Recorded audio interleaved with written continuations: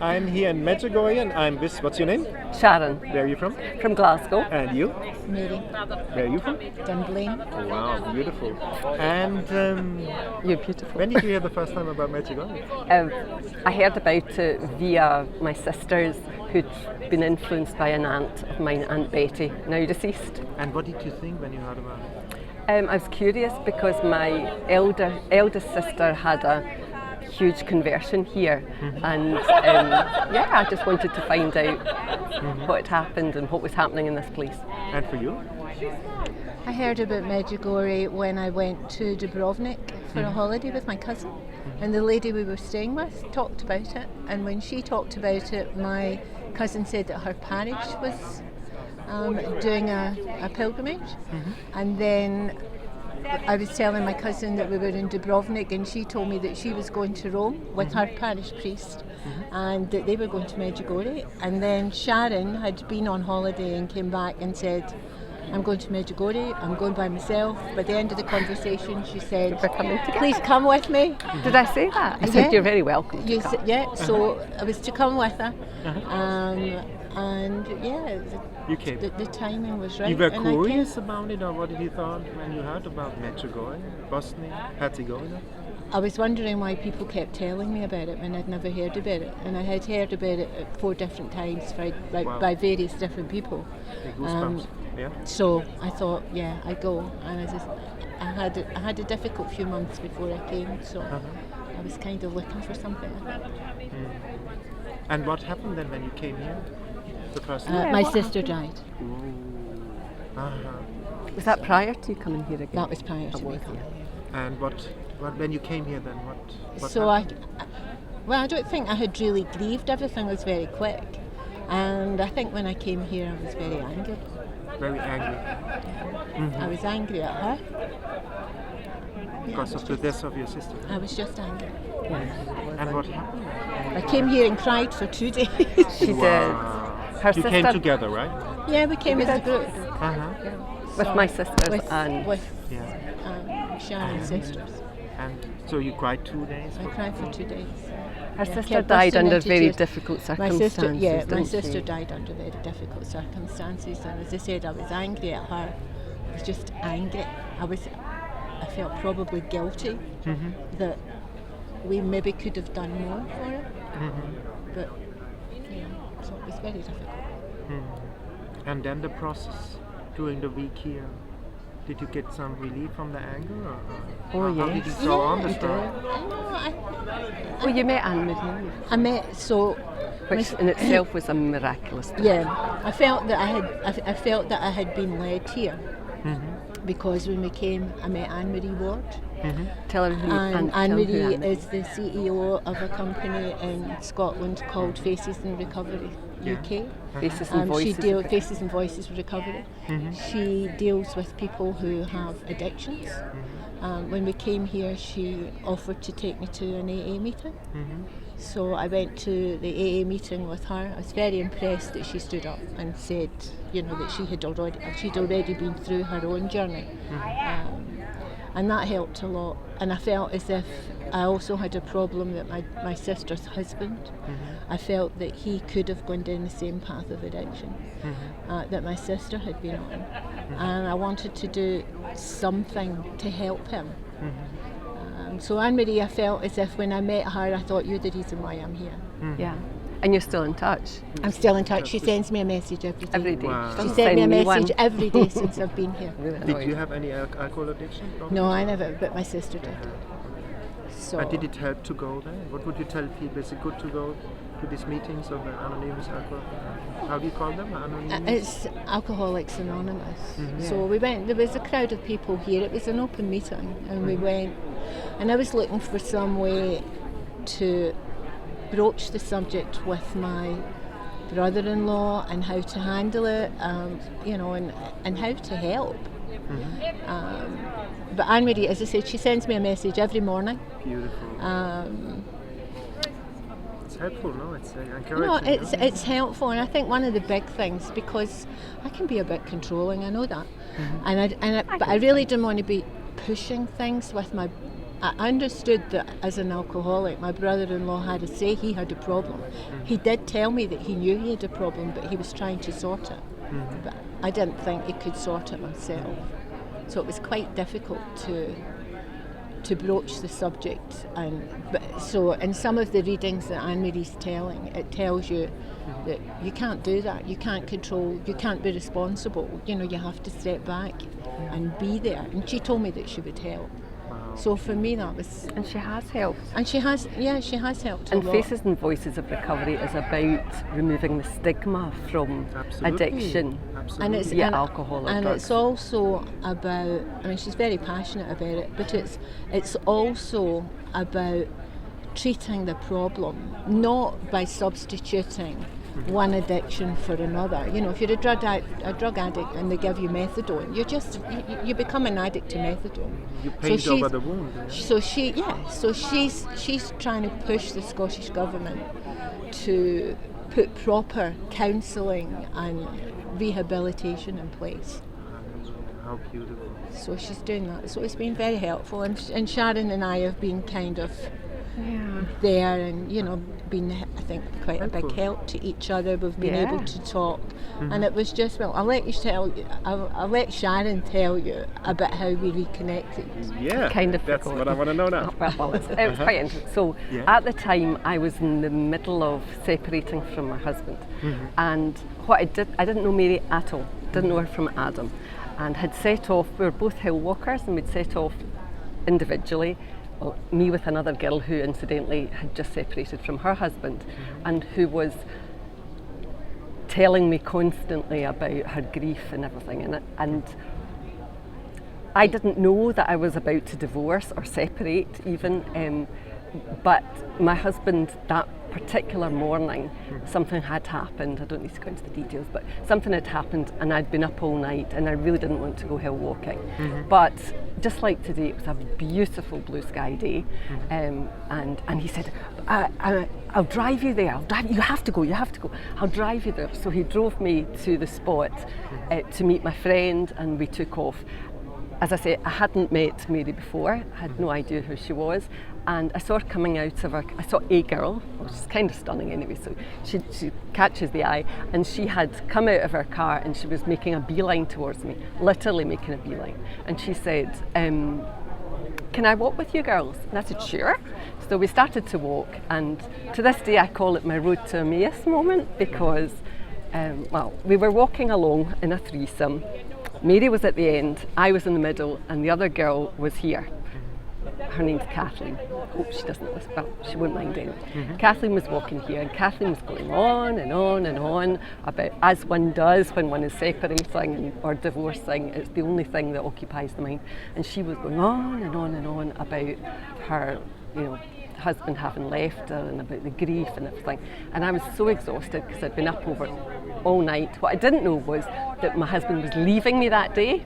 He was emptying the house, and the reason he was so keen for me to go off on the hill walk was because he wanted me out of the house to facilitate that. So there I was, and she was saying this, and I thought to myself, oh, if only I could have a break from this.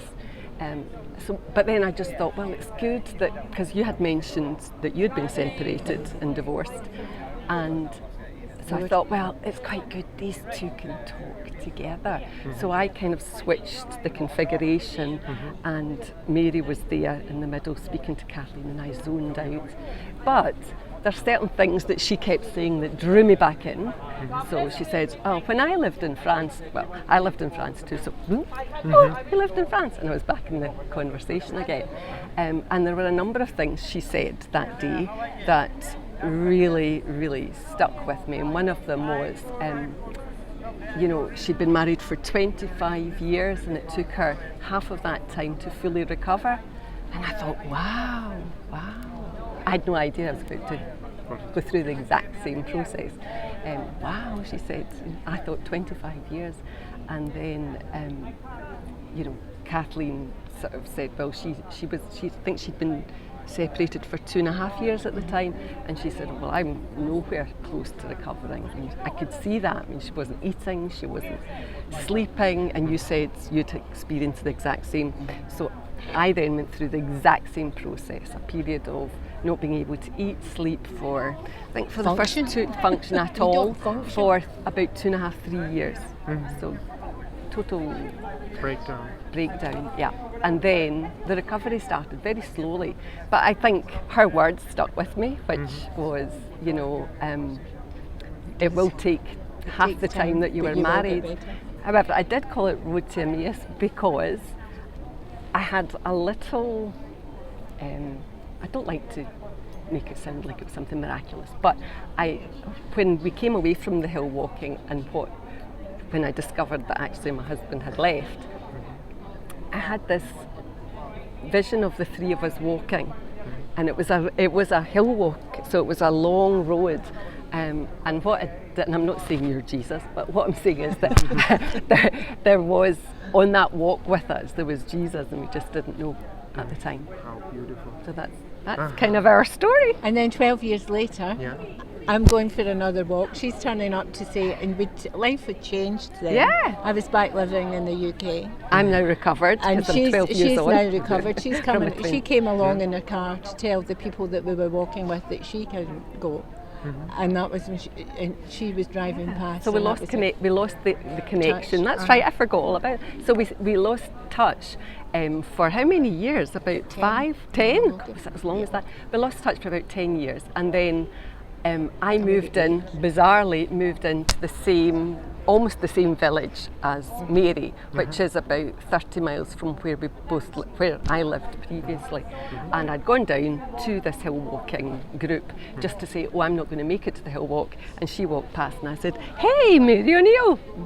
Unbelievable. You were my road to Emmaus, that's what you told me. I said, you were my road to Emmaus moment. And you end up together in Medjugorje, you know? Yeah. Well, we're now still living close to each other, and we hill walk together all the time, don't we, Mary? With my dog Angus. Wow, beautiful. Who needs a mention. And what would you tell people who are in the process of a divorce or separation? That it will take half the time. Well, that's what they say. It takes half the time that you were married to fully recover. To fully recover. I But thought, recovery my God, can come, and it does come, because at the time I was almost suicidal. Yeah, well, what does almost suicidal mean? I didn't want to live anymore for a very long period, for about 2 years. I did not want to live, and I couldn't see the point of the next day. In fact, the present day, every day. So I would just say, hang on in there, it will get better. That takes a long. It's the the recovery most. process. It's the most horrendous experience to go through. I mean, I remember when I actually thought, my mother was a very devout Catholic, and I always feel my mother was sitting on my shoulder saying, "You get up off your knees, lady." You know. I had been, so my neighbours lived at the bottom of our garden, and they were we always had Christmas morning in our house, and then the next day they always had a family party. And I was at the family party, had way too much to drink. Went down home, was in bed crying my eyes out. And my daughter actually phoned my neighbour and said, "You need to come, I'm really worried about my mum." And at that point I thought, she thinks I'm going to commit suicide. Get up off your knees, lady. And I made they still talk about my recovery dinner. I made them roast chicken and Yorkshire puddings. And they knew that when they had that, The first time she could eat that was again. the first time I was cooking. I wasn't doing anything. I lived on tomato soup and jelly. But I still had to work. I was working. When you're that anxious and depressed, the Right. smell of food is Can't eat. disgusting. I couldn't walk past a restaurant, or it's horrible.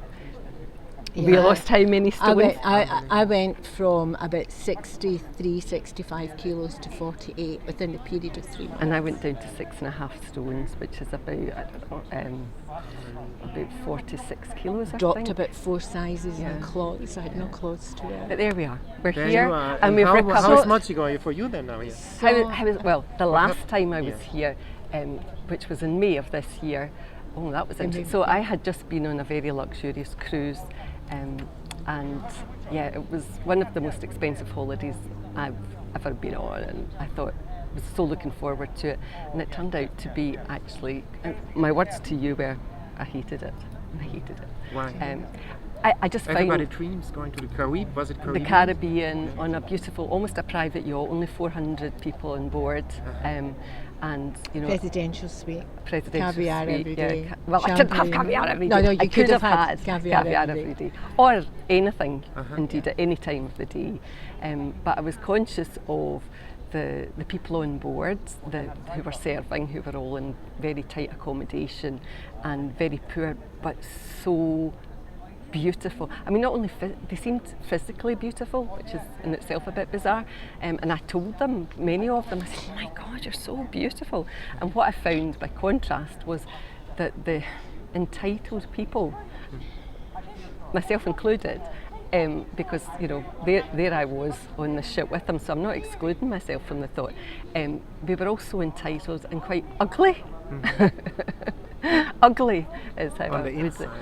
Yeah, there was A lot of an conspicuous ugliness about the expectation that we would be served by these little minions, you know, on the ship. So anyway, I couldn't wait to get off the ship, and I said, you know, as soon as I get home, I am literally just going to settle. I'm never going on and another never holiday. travel again.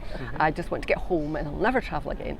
And quite literally, I was home 4 days, and without speaking to anyone and discussing whether anyone wanted to come, this was even before the conversation with Mary, I had booked my flight to come to Medjugorje, and I have no idea why. And when I came in May, I had a really profound experience. I felt like I was floating on thin air the whole time I was here. I kept saying to Mary, I feel as if I'm in a state of grace. She was in a state of grace. I actually quite thought, because possibly. before she went, I mean, you were quite down. I was quite down. And she was quite down. Yeah. And she came here, because I said to her the other day, I felt as if she had gone from this, you know, I really hated it. I really hated the way the people behaved, and you know, and the differences between the haves and have-nots, and things like that. And then she was in this euphoria. Yeah, I actually said she was a bit manic, because she was really, and she was like, I'm in a state of grace. Manic in the Lord, then. Yeah, so she was in a state. It's called overflowing of She the Holy was Spirit. in a state of euphoria. Yeah, and I have And to say bubbly that this time I haven't felt the same. I haven't, but I'm still having a lovely time, and look at the sun shining, and it's calmer. It's calmer, but and more peaceful. yeah, and this is I'm now back on planet Earth, but within Medjugorje context. So that's our story, I think. That's Beautiful. true. And what would you tell those of you people who don't know about Medjugorje? Why should they come? You can't Atheists tell or not people. Catholic? They will be called here if they're supposed to come. Yeah, I mean, my daughter, they're not. My two girls are not religious. My two grandchildren are not religious. My little grandson, he's like, I hate church and I hate baby Jesus, and I'm like, no. So I mean, he goes through this. He's only 8. So, but they do see the cross in my bedroom, you know. So they ask about So that. the influence is there. So you know, That's all you can do. and the older one asks questions. He's kind of there. I think this time it's certainly been more peaceful. We're not really doing very much, but I certainly don't have the same grief. So for me, So it's actually it's the best helped- experience for her. it's helped A me. lessened one. It's helped me through the anger. I pray every day for my sister and ask Our Lady to make sure that she's okay. She didn't want to live, so as I said, that's been hard. So I feel as if that she is out of her despair, and I'm hoping that she's going to be with my mum. Wow, how touching So- time. You touched me. What can I say? Thank you for this beautiful, beautiful interview. Pleasure. Yeah.